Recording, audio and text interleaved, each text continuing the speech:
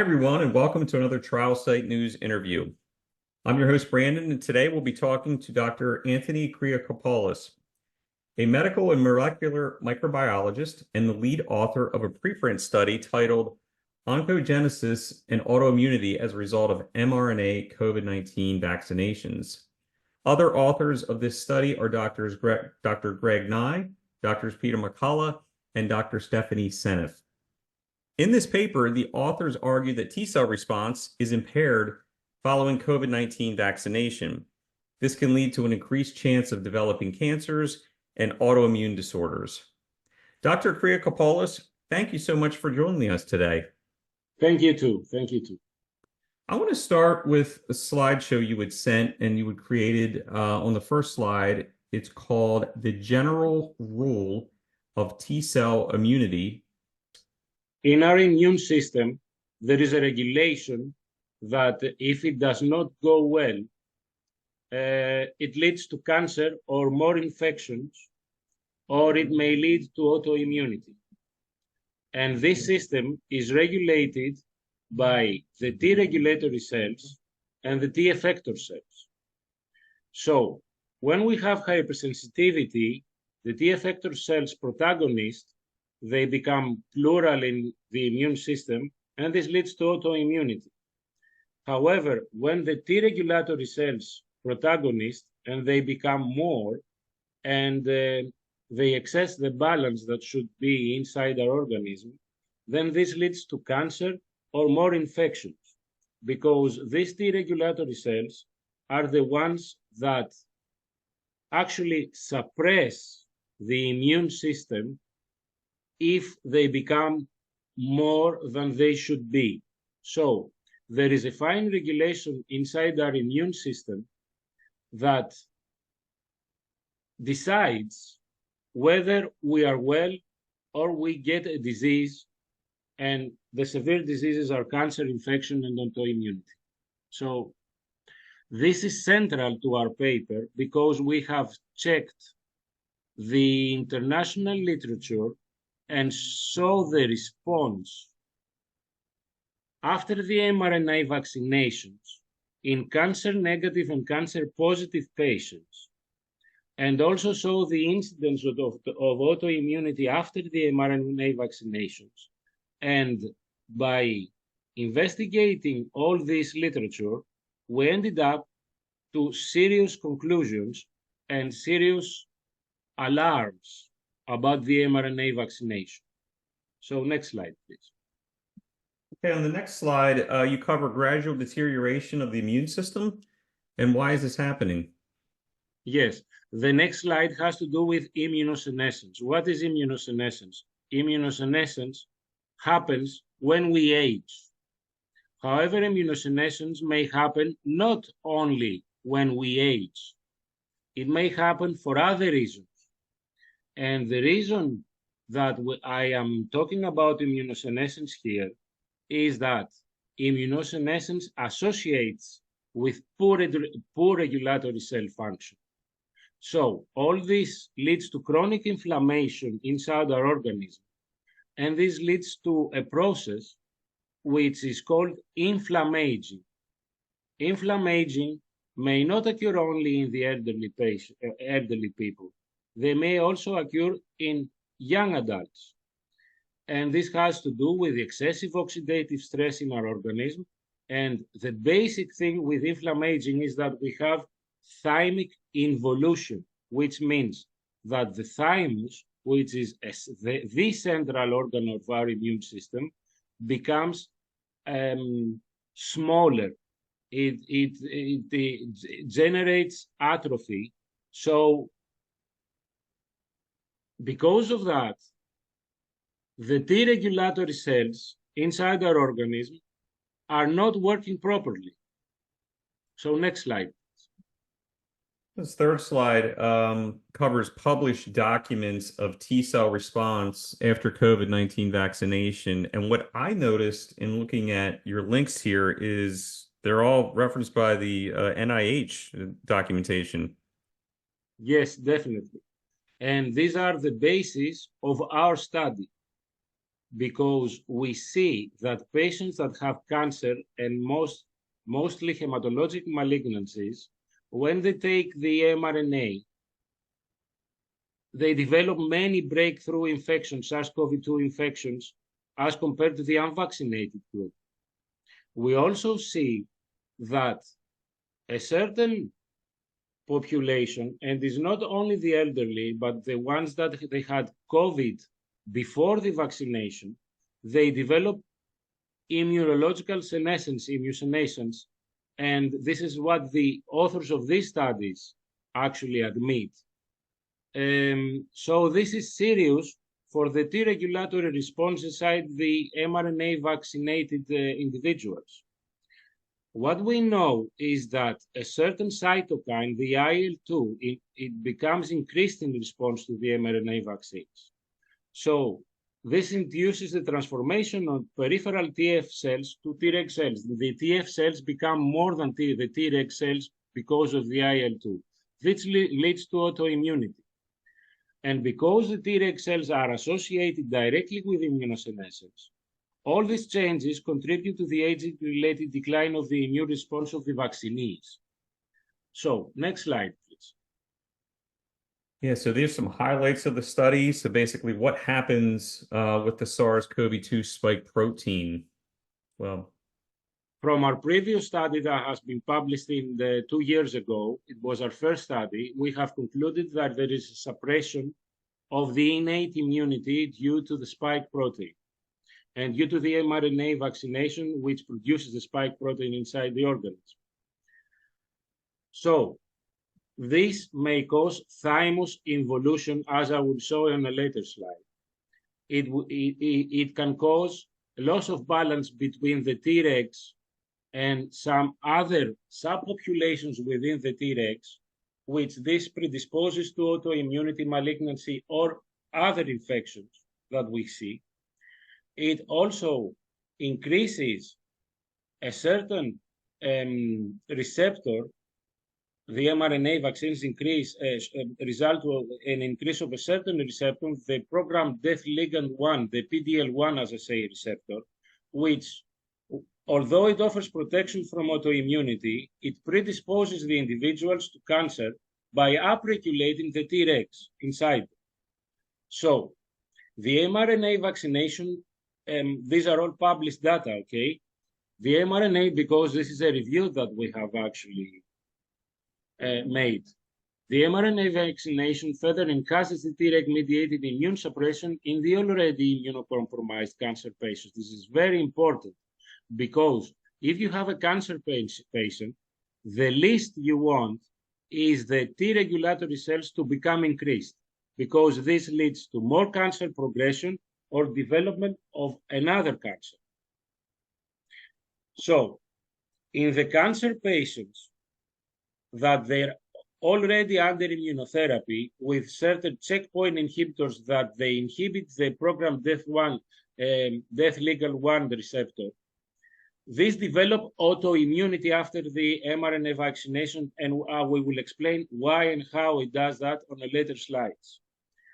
And also, what is very important is a certain category of antibodies, the IgG4 antibodies, rise after booster shots of SARS-CoV-2 mRNA vaccination, which again this comprises and leads more to implications that relate to cancer and to autoimmune diseases, as I will explain later. So next slide. This is, I show this slide because this is one of the basic studies that we relied on.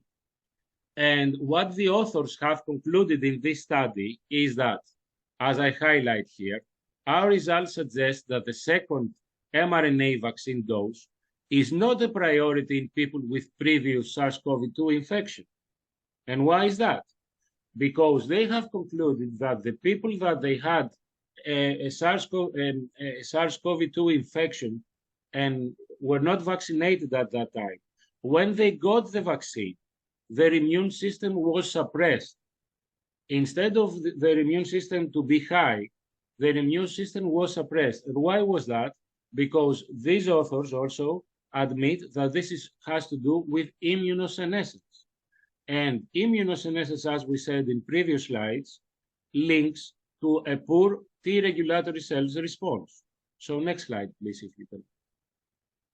And why is that? The SARS-CoV-2 spike protein, one of the basic pathogenic pathways that the SARS-CoV-2 spike protein does is to activate a certain immunological response that leads to vast inflammation, which is called NF-kappa B. What we show in our paper is that the NF-kappa B is activated also not only by the classical pathway that the most papers predict, but also by the alternative pathway, and the activation of the alternative pathway of the NF-kappa B leads to continuous activation of the NF-kappa B as it all, so it leads to chronic inflammation inside the organism of the vaccinees. And why do I say the vaccinees? Because the mRNA injected in as a vaccine, in brackets, makes the cells to produce robust amounts of mRNAs, of spike proteins due to the mRNAs. So all this leads to chronic inflammation inside the organism of the vaccinees. Next slide. Thank you. So what did we, as I said, and as we have identified, the spike protein and the mRNA that is carried by serious immune cells of our organism into the thymus, and especially this hurts the medulla of the thymus, which is the heart of the thymus, produces a severe inflammatory damage, produces thymic atrophy, the thymus becomes smaller, and by having the thymus becoming smaller, then we have failure of T regulatory cells to transform and follow a balance and lead to a balance of the immune system of our organism. So the thymic involution leads to inflammatory disease, and this is one of the basic reasons that we have increased risk to infections by SARS-CoV-2 again and again and again by the mRNA vaccination. So next slide, please. So these are the mechanisms that we saw, that we present in our paper, that they lead to loss of self, non-self antigen tolerance. What does this mean? It means that the organism of the vaccinated, mRNA vaccinated person ends up not to recognize his own self-antigens. So by not recognizing his own self-antigens, then he attacks the same immune system of our organism, attacks our organism, and this leads to autoimmunity. This is the basis of autoimmunity. So this promotes inflammation inside our organism, hyperactivation, and hypersensitivity. So next slide, please. So by having the spike protein from the mRNA vaccination, we end up, as we saw inside the paper, and after a very, very hard investigation that we have conducted, an upregulation of a certain population of T cells, which are called the T helper 17 cells, which promote autoimmunity, and a dysregulation of the Treg response. As you see at the bottom, we have loss of balance of Tregs over Th17 cells. So this leads to progression of autoimmunity. So next slide, please, if you can. And also by the spike protein, we have certain checkpoints that control oncogenesis be lifted by the spike protein in the promotion of inflammation, which leads to oncogenesis. So we have two effects. We have cancer progression or cancer generation on one hand, and on the other hand, we have autoimmunity progression or autoimmunity generation. So next slide. we see nowadays, and we have included this in our study, the oncogenesis that we are talking about, that we have submitted that for publication in a journal which is a very high impact factor. We'll see about that. But this study that we have included in our paper shows that people develop sarcomas, which is high-grade cancers, just at the site of mRNA injection. So which means that this poor patient that has developed that sarcoma, after days of receiving his booster second mRNA Moderna vaccination, he developed sarcoma just right at the site of injection. And why is that? Because of all the reasons I have previously mentioned. So next slide. Next slide is our publication, our team's publication. We're very proud of that because we show a poor patient that has died from immune impairment and from a cancer that was not supposed to kill him. The basaloid cancers are the least malignant cancers that you can expect, and they have very, very, very slow progress. Next slide, please, to talk about this patient, what happened to him. After the mRNA injection, and after so many painful incidents that he had, and Bell's palsy and the fall of his immune system, he developed aggressive cancer that ate him up. This has not been seen in literature in any other study and has not been presented. A basaloid cancer, which is a cancer of the upper epidermis of the skin, of the upper dermis of the skin, and the epidermis of the skin that is surgically removed and prevented, highly prevented, etc., etc., etc. It became so aggressive that it killed the person in months, became metastatic. And why is that? This is because his immune system became deregulated.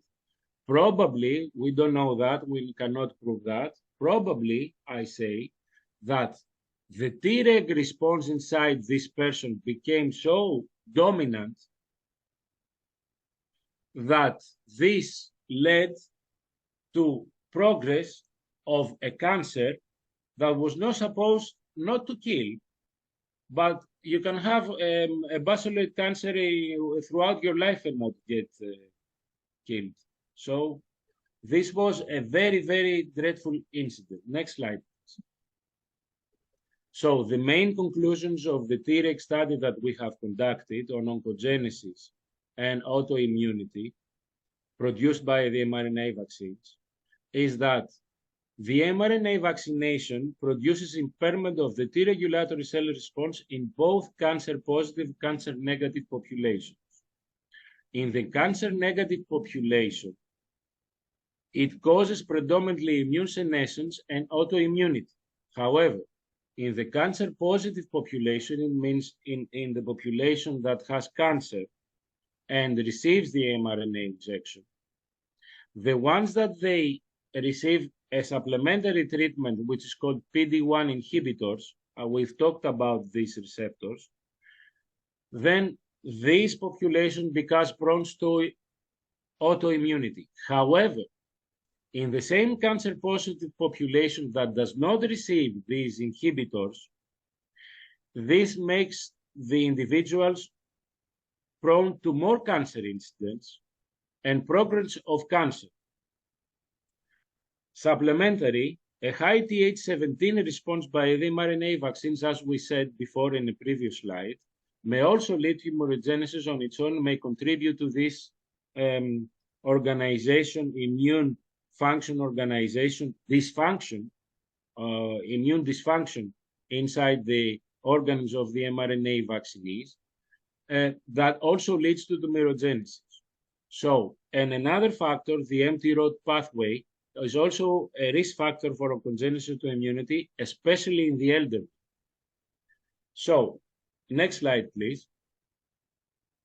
how can a severe mRNA injury individuals, because there are many, many individuals that they suffer after the mRNA injection, check his immune system. There is a diagnostic test done in certain centers in the US. It is not done everywhere, like the Mayo Clinic, where you evaluate your T regulatory cells and also the receptors the T cells express. So by conducting this test, you evaluate whether you have a plethora of Tregs or whether you have loss of Tregs. You may have one or the other immune incident. So if you have more Tregs, this may lead to cancer. Or if you have cancer and then you check and you also got ill from the mRNA vaccination, this may ring the alarm that you may have more cancer or may have progress of your cancer. However, if you have less T regulatory cells in your blood, so this predicts or may also diagnose the onset of an autoimmunity like rheumatoid disease, like many, many autoimmune disorders that develop after the mRNA vaccination. So thank you for listening to me on that. I'm open to questions and after also this interview. So I know it is may be confusing, but we really had we have made a very, very big effort to conduct this study. And actually, and unfortunately, the results and the facts that we have concluded after our study are not happy for this mRNA vaccination for COVID-19. Yeah, we will link your study in the description and also in the article that will appear on Trial Site News. I just had a quick question or two in regards to the amount of reports or studies regarding patients or just study of side effects that have occurred. Just, I guess, a general question of how many people were a part of this study or reports or files or whatever the right term is to determine how many people were involved in this study. Yes. You don't mean about the co-authors, you mean about the patients that we have checked. The patient, okay. Yes, exactly. There are many, and the publications are many. So we went through, at the time we were doing this study, we went through all the worldwide literature, and especially the one that is published in PubMed. And the studies that we based our study have included many, many patients, unfortunately. Okay. Do you know, and I don't know how much detail you can get from some of these patients, if it included all of the vaccines, be it Moderna, be it Pfizer? No. We talk about mRNA vaccines. The mRNA vaccines are two, Pfizer and Moderna. Right. Okay. I just didn't know if it went to that detail of who the pharmaceutical company was. So, well, thank you so much for going over this slide with us today. And like I said before, we will link your study in the description part of this video. Dr. Anthony Kyriakopoulos, thank you so much for joining us today. Thank you too, and I hope our study can make a better world and also can lead to better diagnosis for the sufferers of the mRNA vaccines. And for unbiased news and opinion articles and the latest in scientific research, please visit trialsitenews.com and follow us on X, Rumble, and YouTube.